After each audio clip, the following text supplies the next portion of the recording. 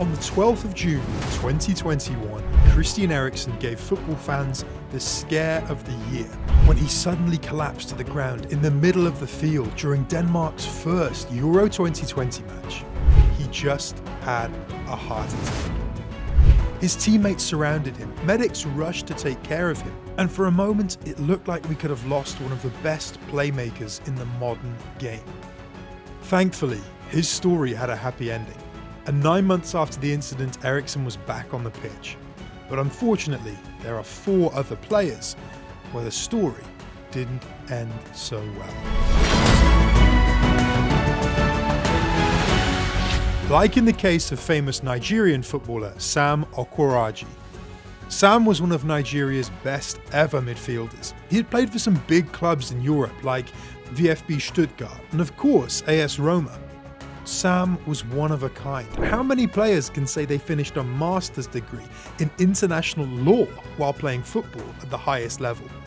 He was meant to do great things in football, but it all came crashing down in Lagos during a World Cup qualifying match.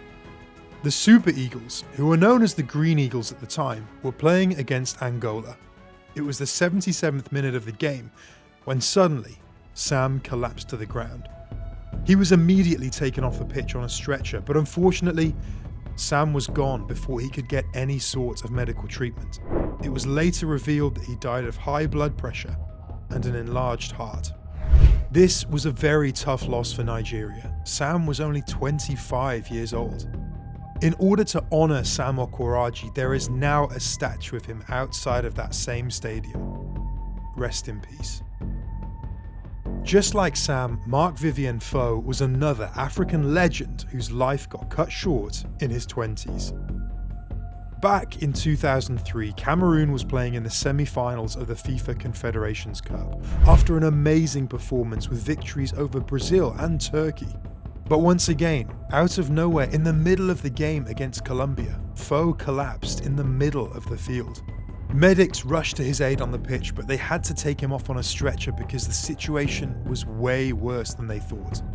For the next 45 minutes, they tried to bring Foé back to life, giving him mouth-to-mouth resuscitation and oxygen. They succeeded in their initial attempts, but sadly, Foé still ended up passing away in the medical centre of the stadium. His autopsy showed that he ended up dying from a condition called hypertrophic cardiomyopathy. What makes this death even more painful is that Foé should have been subbed off minutes before his demise. The manager tried to sub him off because he saw that Foé was starting to show some fatigue, but Foé, desperate to fight for his country, insisted that he stay on the pitch. And indeed, he ended up fighting for his country until the very last minutes. While Cameroon will never forget Marc-Vivien Foé, Zambians will never forget what happened to their entire national team on the 28th of April 1993. On this fateful day, the Zambian national team was flying to Senegal to face them in a World Cup qualifying match. The plane they used actually wasn't designed to fly long distances. They had to make several stops to refuel and do some imperative checks on the aircraft. But before this flight, the same plane had been grounded for quite a few months, and it seems technical checks revealed some minor faults. Certain defects such as carbon particles in the engine and in speed-decreased gearbox oil filters, disconnected or unbridled cables, and trace of heating. That's a quote from the Aviation Safety Network. But the plane still ended up being used for this flight for some reason, and the first leg went fine. They then made their first stop and took off again. And then suddenly, whilst flying over the water, the plane's left engine just went out. The pilot immediately took action, but made a mistake and made the situation even worse. He turned off the right engine as well. With this error, the plane took a nosedive straight into the water, killing all 30 people on board. But how would a pilot make such a rookie mistake? Well, it was later revealed that this pilot was extremely tired and worked way more hours than legally authorized. The worst part is, that's not all. They later found out that a faulty warning light was the reason he turned off the wrong engine. It showed him the wrong engine was failing. What a fucking horror story, man. This just shouldn't be happening in this day and age. Cutting costs left and right to end up losing an entire national team in a single incident. Absolutely horrific. And now, in my opinion, One of, if not the worst death in footballing history. Honestly, this one went way, way too far. The next one on the list shows what happens when football fans take things too far. Honestly, this one is very shameful and should have never happened. Ever heard of Andrés Escobar? No, not Pablo, Andrés. Well, he was a Colombian footballer during the 1994 World Cup in the US. And in a heated match between the USA and Colombia, Andrés Escobar ended up scoring an own goal that caused the US to win the game. And to make matters worse, this own goal didn't just lose them the game, but also led to Colombia's elimination from the World Cup. Escobar left the US to go back to Colombia after getting knocked out. And a few days later, he decided to go out with some friends to have some fun.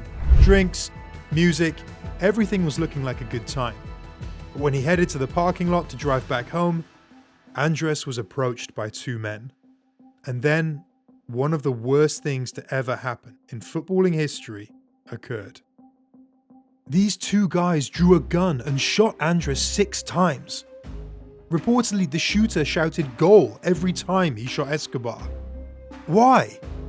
Well, the commentator during that same game where Andrés made his fatal mistake ended up shouting "goal" 6 times after his mistake. Some high-profile football personalities in Colombia still deny the connection between the own goal and Escobar's death, but it's quite clear to everyone else what happened that night.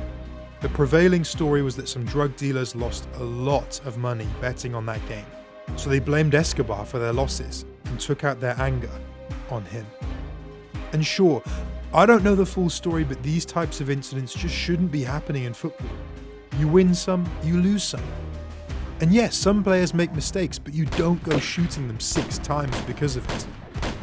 Hopefully, I'll never make a video about a subject like this again. If you want to watch a video that isn't so sad and hopefully will bring up your mood, click on this one on screen now.